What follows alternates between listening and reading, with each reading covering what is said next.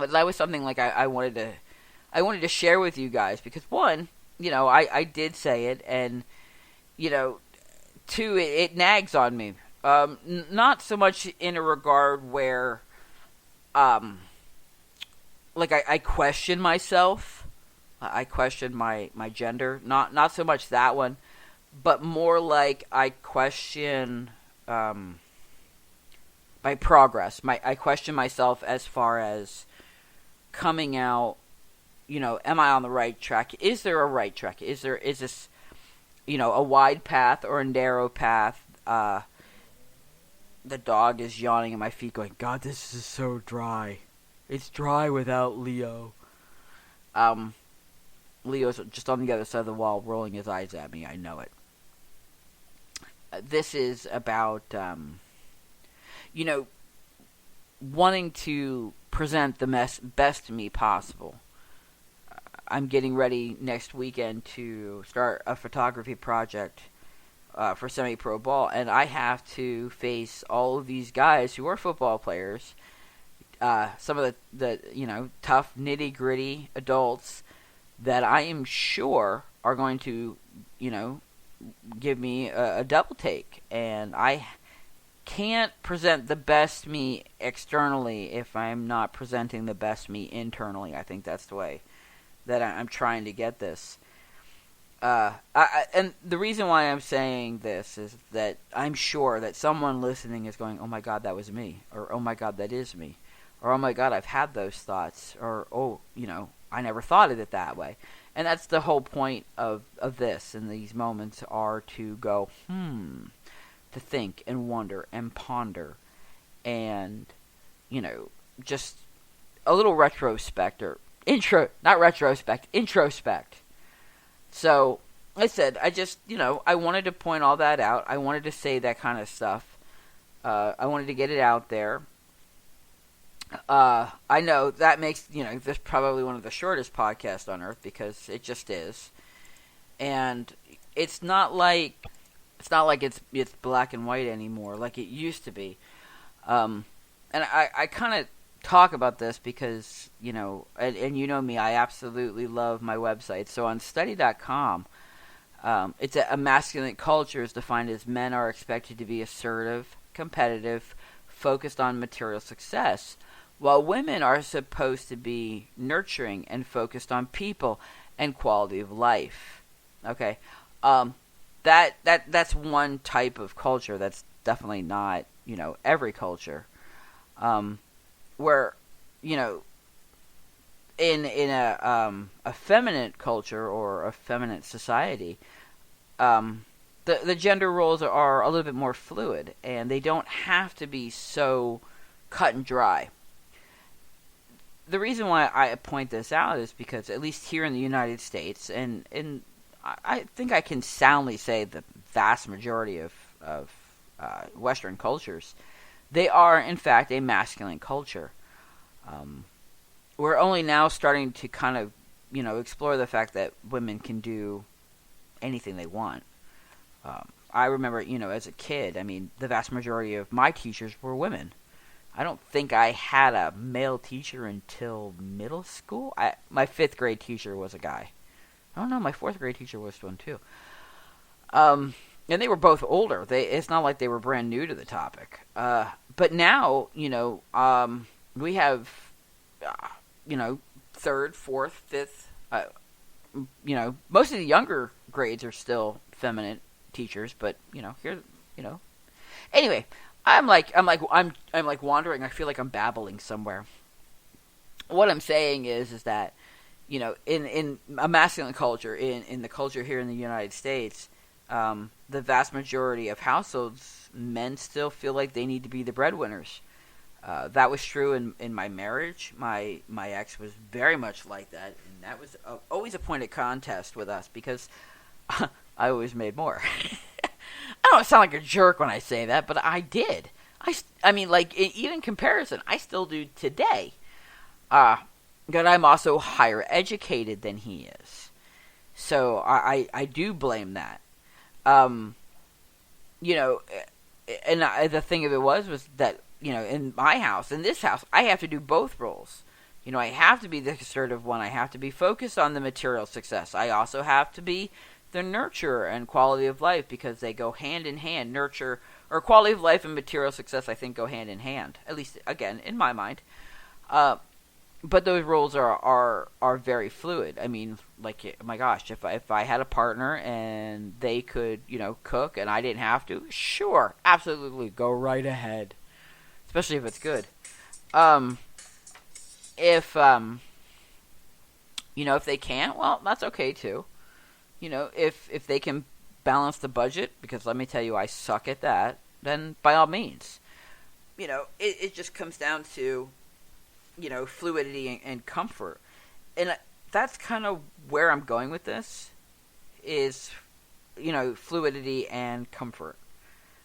I know it sounds like I'm like just kind of rambling, and when I get to a talking point, I even hear myself like I slow down, because I want to make that point, and I want to make that point succinctly and thought out well.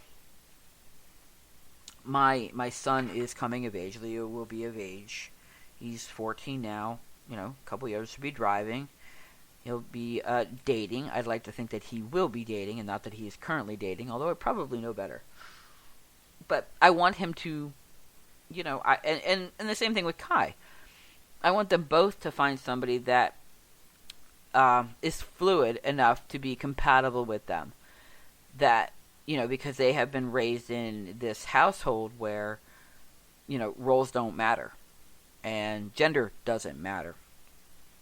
And I want them to find somebody that accepts those roles and balances them. That yin and yang, that flow, that feng shui. I think that's right. Oh, I hope I'm sounding good. I want them to know that it doesn't have to be, that their partners don't have to be masculine or feminine. They don't have to be extreme to one way or another. I think, and that's the thing, I think masculine and feminine are becoming extreme words. Not saying extremists. I hate that. I can't even say that with a list. Extremists. Okay. Anyway, I'm going to jump over that word. I want them to, like I said, I want them to feel comfortable with their partner. I want them to be compatible with their partner. I want that to be a beautiful balance. I overheard Kai the other day talking to a friend about, life after college and how she wanted a family and babies. And it wasn't just one or two. It was four. 4 children. She wants 4. What the heck is she going to do with 4 children? I was like, holy crud. Oh, I think, no, I'm not ready to be a grandpa. Although that does sound cool. I kind of can't wait to be a grandpa at the same time. Okay, that sounds really bad. I'm not pushing, I swear. But anyway, like I said, in those two types of cultures. Now, the other thing is, and I have to point this out, there are other, there's not just feminine versus masculine cultures. There are tons of different cultures in the world. Please don't think that it's just black and white, that there's just a masculine culture and a feminine culture, because there isn't. There's more than that, I swear. There's, and the one that comes to mind, and it's just kind of like the third gender in Hawaiian culture, which I can never pronounce the word, and I apologize profusely for anybody, so I'm not even going to attempt to butcher it. But there are a lot of, I guess the term I want to use is more ancient cultures, more, I don't know, ancient seems like I'm making them sound like they're really, really old. Indigenous cultures, that's the word I'm looking for, indigenous cultures that do embrace a third gender and therefore tend to open up their cultural embrace to that. There are tribes, we can call them tribes, nomadic cultures, nomadic and shamanic,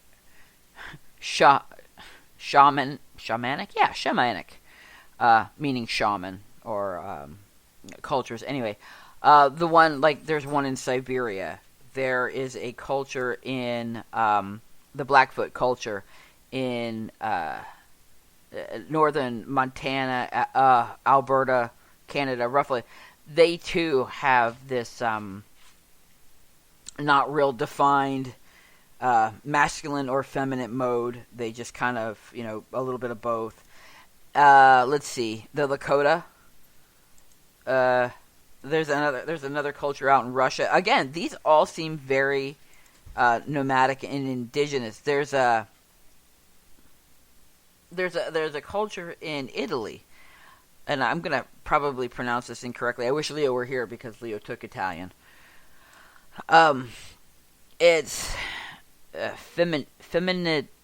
It almost looks like feminigilio. It's feminilio, I believe, but it roughly means little man women, which biological men who dress as women. Gender fluidity began in the early through the 19th century. Just kind of going off the whole Greek mythology related to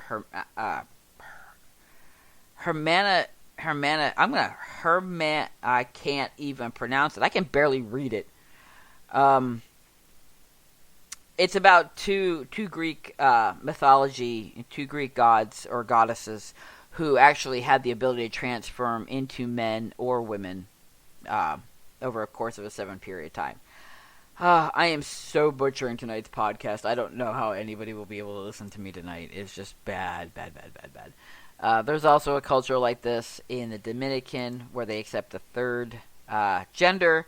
Cultures in New Mexico. Again, we point out Hawaii because Hawaii's indigenous culture accepts a third gender. And like I said, it seems like it's mostly indigenous cultures. The Aborigines of Australia, they call them sister girls plus brother boy. The indigenous transgendered people also known as sister girls and brother boys. And in some native cultures, there's evidence that transgender and intersexual people were much more accepted in their society before colonization. Now that there is more stigma attached, but through an increased number of support groups specifically aimed at sister girl and brother boys, who have their own unique psychology and medical needs, perhaps times will change again. So like I said, you can see, throughout history, and all these cultures, there is this acceptance of a third culture, or a third gender, and therefore an alternative culture besides just masculine and feminine. And let's see, where did I pull this up from? It's called Independent Lens. It's actually part of PBS. PBS.org. So remember that next time your kids are watching, Backyardigans or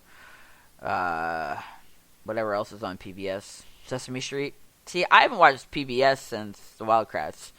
But anyway, PBS, and it's called Independent Lens, and it's called a Two Spirits map. And it shows you everywhere, all these different cultures that accept the fact that there are people who are transgender. And the fact that it's not just masculine or feminine, but it can be both. It's really, really cool. So, again, I don't want to keep this horribly long because that's just not fair. And, I do what I do. And we're what? We're almost 30 minutes in, so I think that's a good wrap. So, like I said, I wanted to talk about this tonight because it really affected me and it really hit home. And I want to make sure that people who are listening or having those thoughts know that they're not alone. That it is completely normal to, wonder whether, you're more masculine or feminine, or does it matter if you're more masculine or feminine, or are you clinging to old stereotypes because, that's the way you've been for so long, or, do you read it as masculine or feminine because society told you it was that way or the other? Like I said, all those above things, we question that. That's part of the human nature. Human nature is part. It's in our human nature to question. Okay, if we're not questioning, then we're not thriving. We have to question in order to continue to understand. So, questioning is okay. Not getting answers to your questions well,